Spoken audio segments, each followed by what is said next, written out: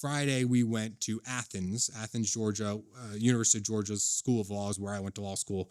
And I'll let you take over because it's a little embarrassing. I'm awake. You come in. I mean, you can tell just drained and tired. And I don't know why. I looked phenomenal. No, you do like a big stretch. The very what am I, a first dog? thing that When I stretch, do you go Good big stretch? But I mean, I think that's really all you rolled out of bed, came into the bathroom, and I'm getting ready. I'm fully awake, and I don't understand why the first thing that you do is you grab your hair trimmers, your clippers. Yeah. Not your toothbrush. Because I'm going to take a shower and I want to shave, or sort of shave, trim, and then I want to rinse off in the shower. I want to get the hair everywhere in the bathroom that I possibly can. I want hair from the toilet seat to the tub to the window to the wall. I want it everywhere. I wish you were kidding, but I feel like this is really how you feel because this really does happen. Sometimes I'm like, oh, I didn't get a hair over there. So I'm like, oh, there it goes. That was the first thing you did. And all I hear is bzz, and then you go, oh. And I think that's what woke you up because I look over and you are missing a strip of your beard. Yeah, so... It's got an attachment, and it locks in. It has like a spinny bar, and you can lock it to make sure that it doesn't move. The problem is you have to put it on correctly for that to work. So I put it on. Somebody wasn't awake enough to put it on correctly. Like people have morning routines. I have I have 7 minutes where I'm just alive, barely. But I put it on, and I didn't clip it down. So it was on this side. I take it and go, bzz, and you can hear when there's more hair and I'm like, and I looked to the mirror and you're right. I mean, it looked like there was just a strip. And then I sat there, I'm like, do I want to have a goatee? Do I just trim? Do I just have this? And I decided no. So I did a fake shave. I didn't actually shave it. I just trimmed. I made it all equal. And it's embarrassing to tell people how many days that happened ago. And I still only have this much hair. Well, that must have been going through your head because all I saw was back and forth. And, originally my first thought was... I almost cried. Yeah. You looked sad. I in my mind, I was going, okay, I've got some eyelash glue. Maybe we can glue back some of those pieces on your cheek. That was the thought process because it was scary. It was a scary moment because this was I looked like a bad supervillain, who decides not to have any hair in these two regions on their cheeks. Well, and you do look drastically different with a beard and without a beard. What are you trying to say? You're handsome both ways.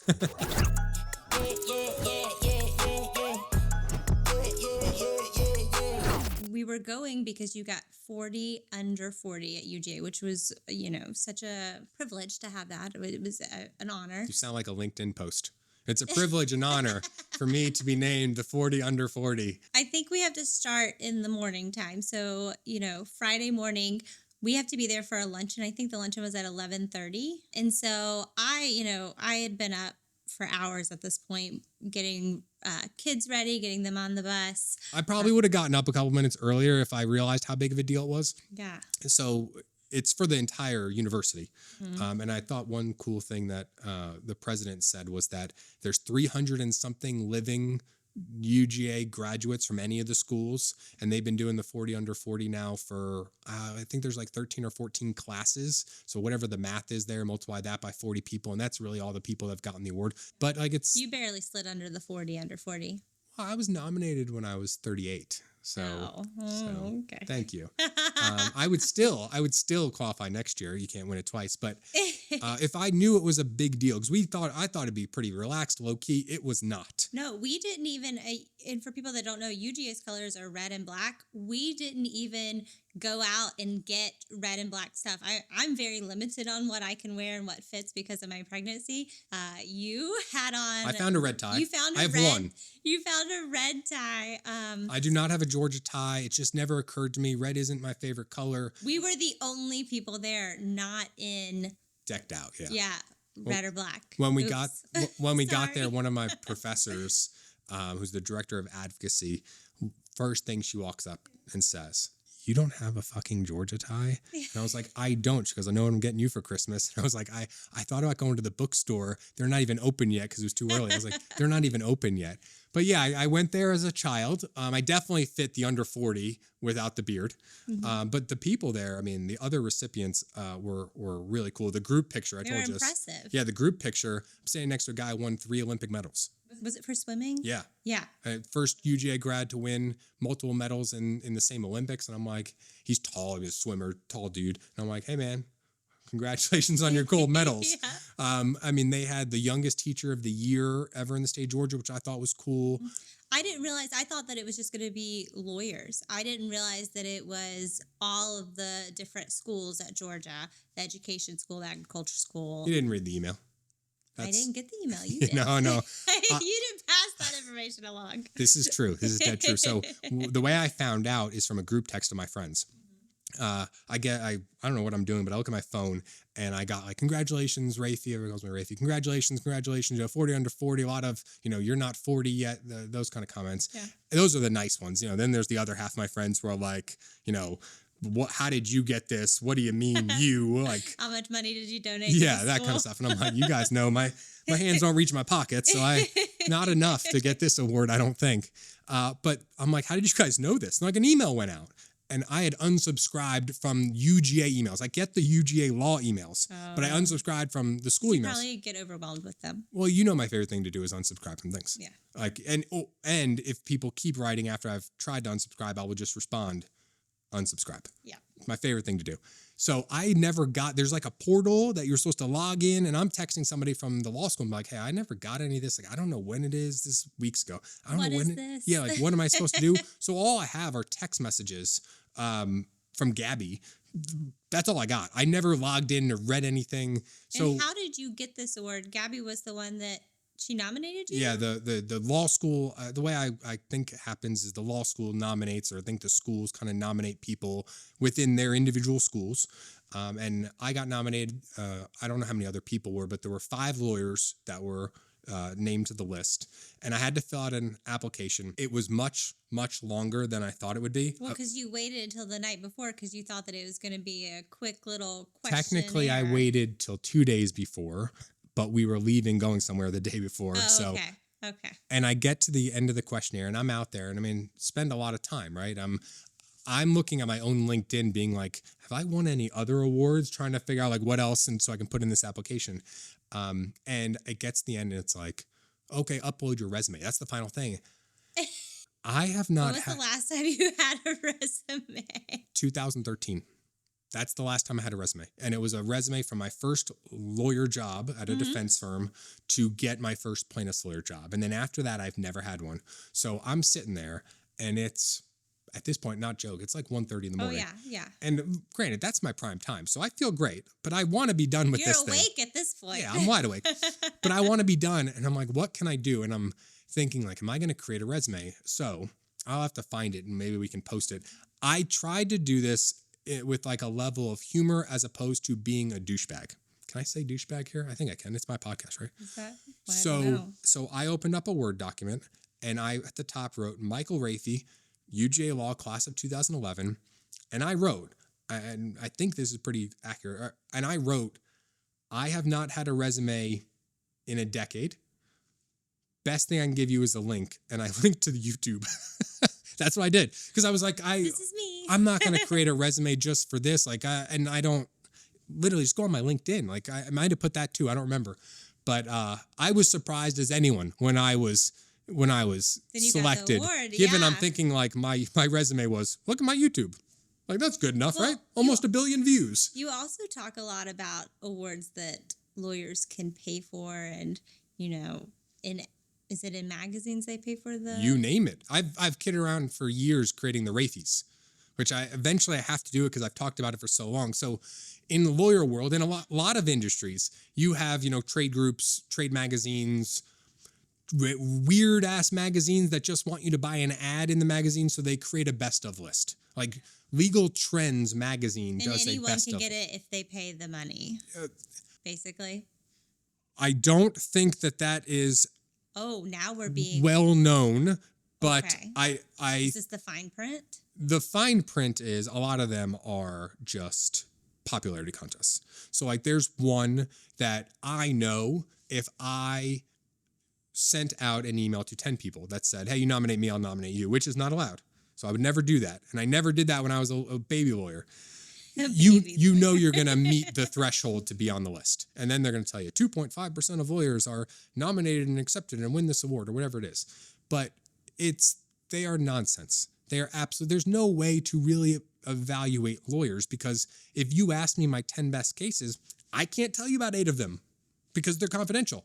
I can't tell you anything. Right. So how am I supposed to tell you how great our work is? Oh, you want to know client stories? Well, in order for me to give you a client story, I have to get permission from my client to tell you. I didn't think about that. You're right. Yeah, like, it's really hard. What data are these people looking at? What they're looking at is peer-to-peer nominations, which, I have 20 friends on a group text. We all nominate each other, and that's what groups do, and that's how they're going to get the award. And what bothers me, look, I have no problem with a business creating awards and then sending you an email that says, hey, if you want a plaque, $750. Oh, you want a half-page ad? $1,000. You want a full-page ad? $5,000. Cool, that's marketing.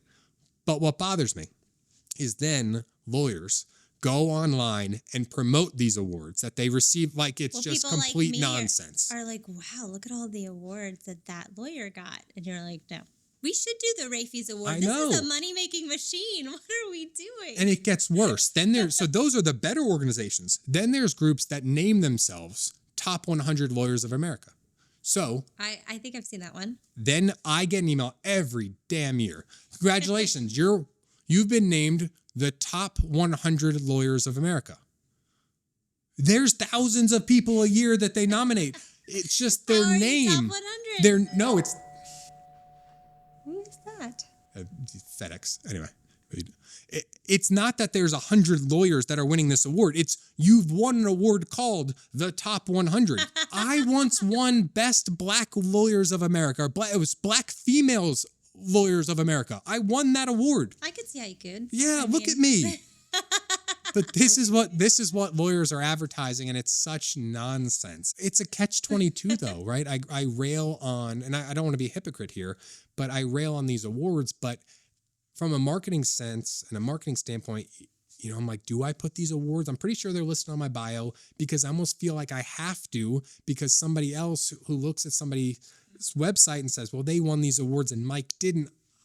I don't know what to do about that. Do I create a all awards are bullshit page and link you to that? Like, I don't know, but it's tough. And I don't want to be a hypocrite, but I recognize the fact that I'm a little hypocritical because if I don't, it could be held against me. Well, the typical viewer of your website, I think, is not a lawyer and does not realize that. So I think it is probably important to have those awards, even though you don't agree with them. Well, there's such bullshit that some states, I can go on forever. I didn't know we were going into this. Buttoning his shirt. If he had a tie, he would take it off. He's getting very worked up right now. I used to have a professor, Dan Coonan, who'd walk into class, take off his jacket, roll down his tie, roll up his sleeves, and you're like, are we going to war, man? I'm expecting you to start rolling up your sleeves now. What I was saying is that some states require you to drop an asterisk and say this award is not I don't know what the exact language is, but this award is not a reflection of the values and the skills and the services provided by the law firm. Nice. Yeah, it's like, hey, this award, bullshit. Bad business for the award companies, though. But the part, again, that bothers me the most is when lawyers, who we all know it's crap, make it like they just won this award. So I posted about this award because this is one of the few in the category of like, I thought this, and I think this is a real award. I actually am proud. I'm humbled and honored, as every LinkedIn post has ever started. We were really proud of you at home too, your family. I'll bring it up so you can we can get the embarrassment over. So Georgia is kind of known on the football sense that you play between the hedges, and around the football field we have hedges.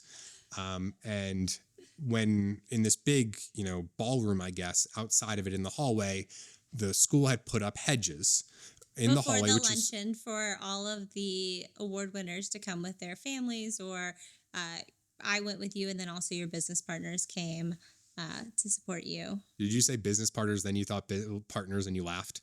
Every time I said my partners, I laugh. No, I didn't even think about that, but now I am. I think we've told the Stokes story on here already. Have we? I think last year we told the Stokes story where when he got engaged, we sent a bottle of champagne and said, from your other partners. Yeah. And the waiter was like... very confused. Which was in San Francisco. You'd think like that guy'd be like, oh, this is normal. They had essentially a big hedge up. We have a picture of it, but and it had like boxwood greenery. It was very nicely done. Yeah, we walked in. We're like, this is nice. But then, as we're walking in with his business partners with us, we start to notice that they have these giant posters with giant faces of all of the award winners. You want to grab it real quick? Oh yeah, yeah. I brought it over here for a reason because he got an award, but I don't know where to hold this. Where should I put this? Here, give it to me. Here, he got an award, but I got here, this giant poster of his face. Ready? Yeah, I'll show. Mike under 40? Apparently Mike above 40. The thing is so big. It is bigger than me if you did my whole body. So it is more than lifelike or more than life size of my face. The first question I asked was, do I get to take that home? Yeah, when you asked, the lady got so excited. Was like, yes, come with me. We'll clip it down. She cut it down for me, and then other people started taking theirs as well. But this is my souvenir. You got a beautiful award. I get this. I'm not sure where I'm going to put it yet, but I'm not going to put it anywhere. They gave us a poster of it too. We have a poster for a poster size, and then this. Yeah, we put it up, and our kids. Charlie she was a little embarrassed. Yeah, she was embarrassed, and she wasn't even there. I'll tell you something that was funny, but mildly embarrassing about Charlie though.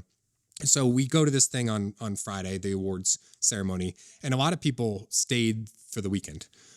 Us being on the older side of the under 40 crowd, we need to get home by school dismissal to get everybody. So we hustle home. Yes, and it was a whole weekend that they planned around this 40 under 40. So they had the luncheon on Friday, and then on Saturday, they invited a lot of the families to the game, and it was a great game because it was an afternoon game. So it was a family-oriented game. Yeah, so we come back from Athens Friday night. We drive back there Saturday little later morning because the game got delayed. Well, it got opposite. It got pushed back earlier, but we still, we made it in good time. But there was a tailgate at the president-hosted tailgate. So the university president hosted tailgate. Yeah. And we bring the girls. Wells went to your mom's, but we bring the girls. He was a little too young to handle that. In fact, we haven't brought the girls to a game. Yeah, we brought them to a tailgate once and let them kind of hang out and see, they got to see the cheerleaders walk into the stadium, and that was really fun. And yeah, we went to an Auburn game, and then there was a face painter, and the girls go over to the face painter. We think we're in the clear, right? They're going to get their faces painted for the next 30 minutes. You mean Georgia versus Auburn? Yeah, Georgia versus Auburn. And that's the SEC coming out, where I just assume everybody knows what I'm talking about. But they decide they're going to get their face painted. We're all cool with it, and they get it done. And then we look at them, and they are tigers. They remember? Full face of tigers. They have their cute little red and black dresses on. I was like, I'm glad we're not going to the game this time. Yeah, and in fact, we have a family picture, and the only family picture we have is you and I, then our two little tigers. We'll have to see if we can find that because that full face. That was at the law school tailgate. One year. But we go to the president's tailgate at this historic house. It's really nice. We're walking up, and Charlie goes, "I don't think this is right. This looks like a wedding." And I'm like, I agree with you, but I think this is right. So, and as we're walking, by the way, we're talking about how it's going to be hot. And Charlie's like, both of them, I think, Charlie and Olivia say, well, I've never sat outside at a game. And I'm like, what do you mean you've never sat outside? That's right. And we think about it, and they've been to Hawks games. They've been to soccer games. They've been to games in what I'll call the Georgia Dome. It's a dome. And they've never sat outside at a sports event. Right. They have never thought about it, which is nice. Very nice. They are living the life. They don't know what it's like to sit on those hard benches and where you're sweating. They still don't. We'll get there. They still don't. They're spoiled rotten. Those children. Because when we get to the tailgate, we walk in and say hi to everybody, and then it's time to get a drink. So I go with... I forgot about this.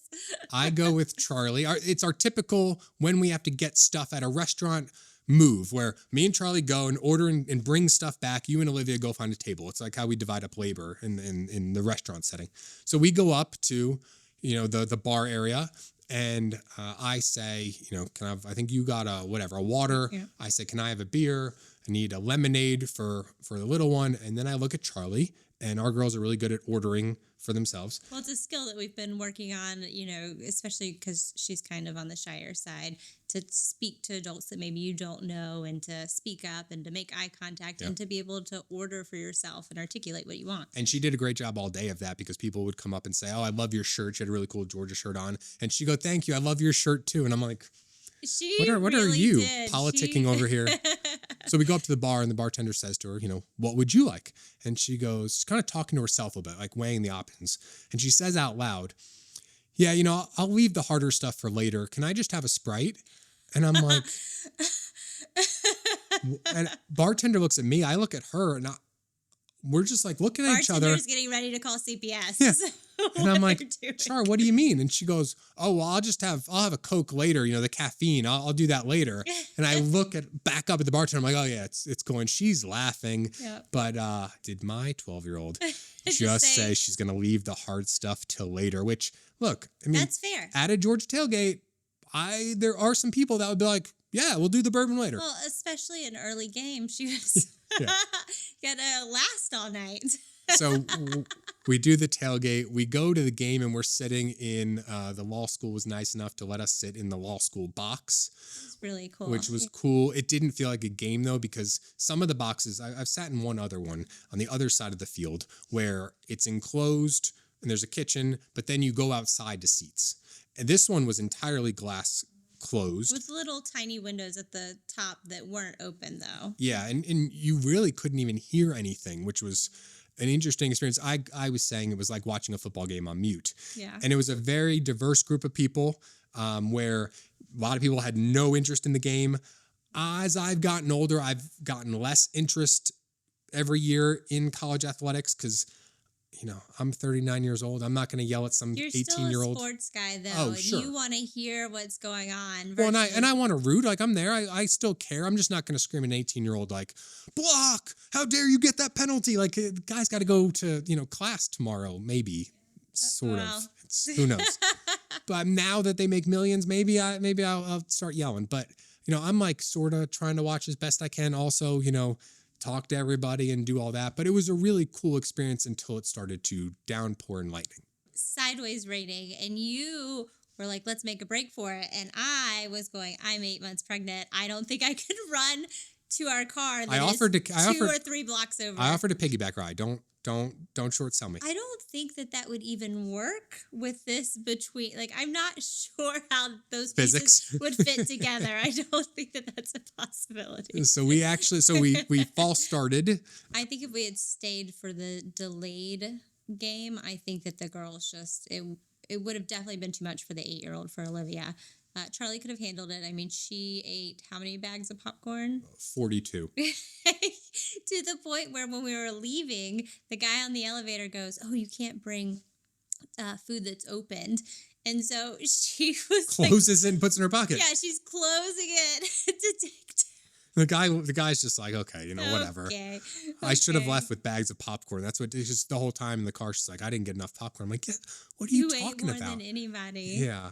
She didn't turn to the hard stuff though, as far as I know. So they've had really good experiences as kids. And that should make you proud that we're able to do that. We did get a really good comment that I thought was great and that we could answer. He wrote, Mike, I love traveling. Make an episode about travel hacks. I always like hearing what other people who like vacationing, going abroad have learned or unlearned. And I said, oh, this is great, but maybe not for the reason you will expect. So I already know where this is going. No, I think now is a great time, actually, this being your podcast. Why don't you tell everybody about your travel hacks?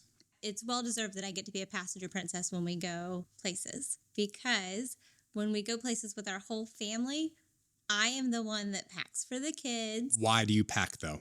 Because you don't do it right.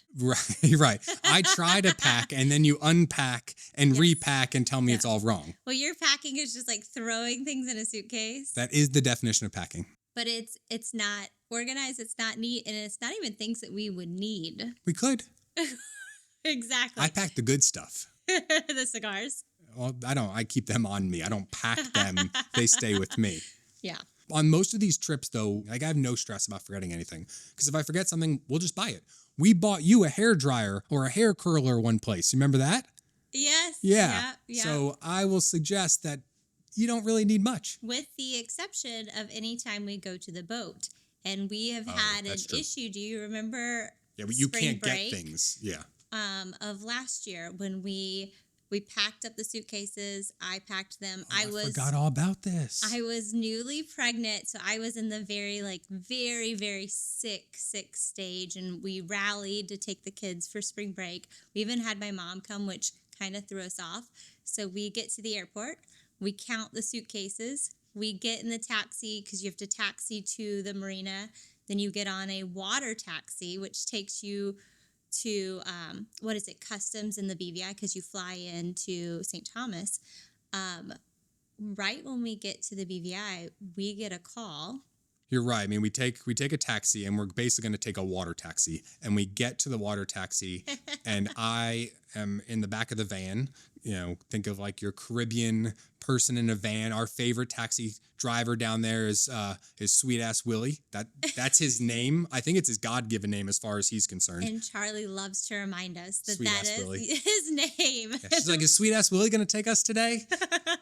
We are getting our stuff out of, the van, and I'm counting suitcases. I'm handing everybody their suitcase. I'm like, here, your mom, here's you, and we're short one. Well, and we're not even short a person's suitcase. I guess Wells is a person, but we're short the baby suitcase. Yes, the most important one, the one that has the diapers, other than the couple that are in the diaper bag, the wipes, his formula or food, anything that he needed in this one, his outfits. Well, I think we got to tell people how it goes at the airport, because what happened was we didn't grab that suitcase from the airport. We just left it there. Belt. Yeah, so yeah. We leave it there. It's there. Like, this is not an airplane or airline mistake. This is an us mistake. And when we land, it's always the same thing. You walk into the airport, and they have people on stilts, people playing instruments, maracas. Handing rum and punch. So I'm miserable on the plane, always, because we have Wells. He's still a lap baby. No, you are too. He's a lap baby. We're passing him back and forth. Use the word miserable. Oh, man. Flying with Wells at this age is miserable. Because like he's so big, and he's squirmy, and he moves. We've gotten lucky sometimes where he's, taking a nap because we didn't have a seat between us or somebody between us, so we got to lay him down. But we get off the plane, and I'm miserable. I'll be honest, I'm miserable. You make a beeline for the then I see, bar. Yeah, but what brings me back is then I see the celebration. They're like, Mike, you're here. What is the drink that you like? Oh, the painkiller. That's what I need. I'm in pain, and I need the painkiller. So I immediately go bar. Cigar shop. Yeah. Yeah, I'm not a sucker. I bring my own cigars. I buy one there, so that way they'll fill up my lighter, because you can't bring a lighter with butane in it. I know these are the travel hacks that I know. And this guy is going to be so disappointed. Yeah. The one who typed this, he was like, "This is not what I wanted. I don't have a mic." He's like, "I just wanted to go to Italy." Yeah. But I do all that, and I'm now in heaven. You do your bathroom run with everybody. You take everybody to the bathroom. You guys change in the bathroom. Yes, because usually when we're leaving, it's colder here, and then you get over there and it's hot. Spring break, it wasn't that bad, but I do change. Baby's usually in pajamas. The girls sometimes might be in pajamas depending on the plane. So everybody changes. And then we have your mom, who I think joined me in the painkiller line, which I appreciate. She did. She did. Mary Carol. It was her fault, though, that threw us off, because we counted her suitcase as ours. Yeah. Forgetting that it was actually hers. Yeah. So I'm there with my my drink in the hand, and I'm just pulling bags off the conveyor belt, handing bags to people. And I look, and everybody's got a bag, and I counted the right number, and then we left. So anyway, we get to the water taxi. Which is like a 30-minute taxi ride. It's not a short taxi ride from the airport to the marina. Yeah. So we get to the marina, and then we realize we don't have this. And then we're in this decision, because once you get on that water taxi, there is no coming back. Like, right. I mean, you can come back, but that's not. We were the last water taxi to go out that day. Yeah, that's not a fun thing to spend a day coming back and forth from island to island just to go back to the airport to get your suitcase. So I think the taxi driver got the airport to call us. And the airport called me and was like, let's say it was 4:30. They're like, hey, you have 5 o'clock to get back here. And I was like, I can't get back there at 5. So I had forgotten all about this. So we take the water taxi to the BVI. It drops me off. I get out. You stay where customs is. Yeah, I stayed in a hotel alone. I found a cigar bar and was And there, hung out. made a friend. He now mails me cigars, cigars I can't get here. And then then I took a ferry the next day, went back, got the suitcase, ferry back, water taxi to our boat, and then got there. I'd forgotten all about that. So here's a tip of what not to do. Make sure you grab all your suitcases from baggage claim. Yes, because we kind of were scrambling. We were lucky that we had the diaper bag, but we did have to buy diapers and wipes. And unfortunately, because of the time that it was on the island, a lot of places were closed. We were able to find a grocery store, but they were out of his size. So I think I had to buy either a larger or smaller size diaper. They had to hunt them down. It delayed us. It was a very hectic time. And,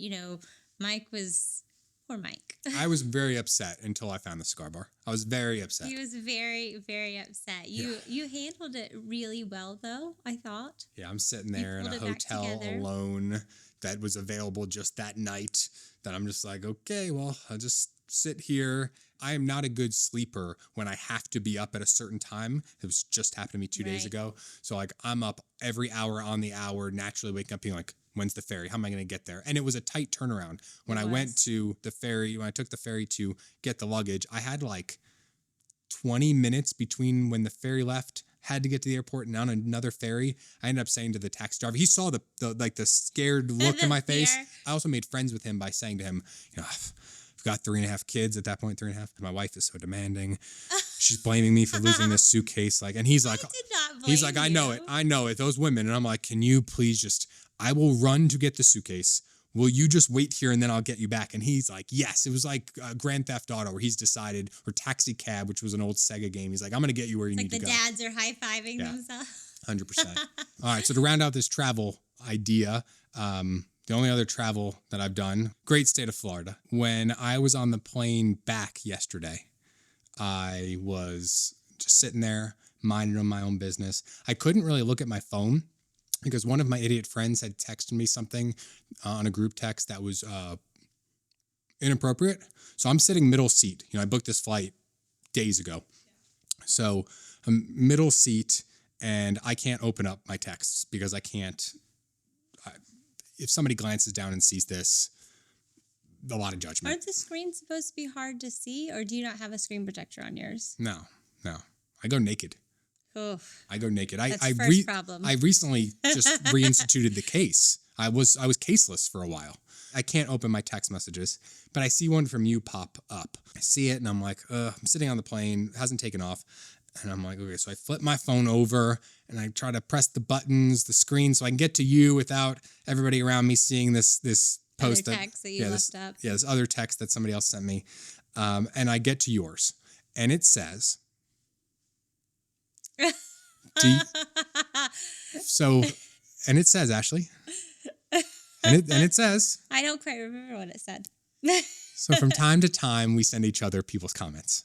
Comments that are posted on the podcast or comments that are posted on TikTok or you don't look at the daily video I don't comments. Look at the shorts very often.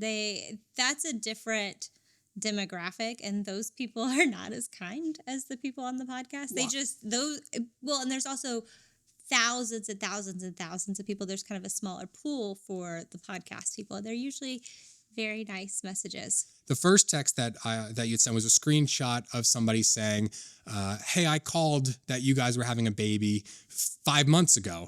And I flipped back, took me a little bit, but I flipped back and found the guy had commented, I think Ashley's pregnant. On the last episode of last season, he commented, I think Ashley's pregnant. And I wrote back to him and said, don't shortchange yourself. It was actually 6 months ago that you commented, not 5, but you're right. And I remember reading that comment, and we had just started the IVF process. And I remember us both laughing at that and being like, yep.